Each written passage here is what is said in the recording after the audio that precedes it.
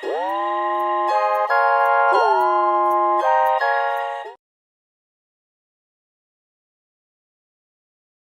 тақырыбымыз болатын болса, импульстің сақталу заңы.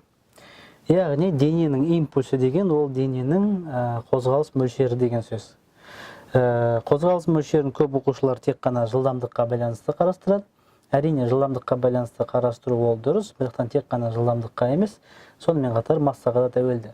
Яғни дененің қозғалыс мөлшері импульс P деп белгіленеді, тең болады m көбейтілген v-ға.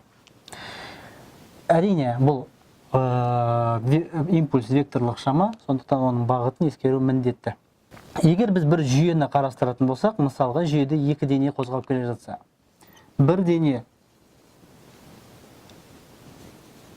v1 жылдамдықпен массасы m1 болсын, екінші дене дәл сол бағытта v2 жылдамдықпен және массасы m2 болса, жүйенің толық импульсын тапқан кезде p тең болады бірінші дененің импульсы плюс екінші дененің импульсы, яғни m2 v2. Бірақ импульс векторлық шама болғандықтан денелердің импульстарын бағыттарын ескеру міндетті. Екеуі де бір бағытта қозғалғандықтан екеуін шай ғана қоссақ жеткілікті. Яғни m1 v1 плюс m2 v2 болады.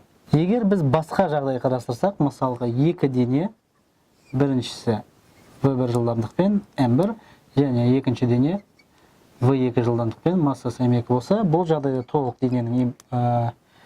жағдайда жүйенің толық импульсы тең болады m1 v1 плюс m2 v2. Әрине олар векторлық шама болғандықтан енді бағыттарын анықтау керек. Бағыты қай жүйенің бағытын, яғни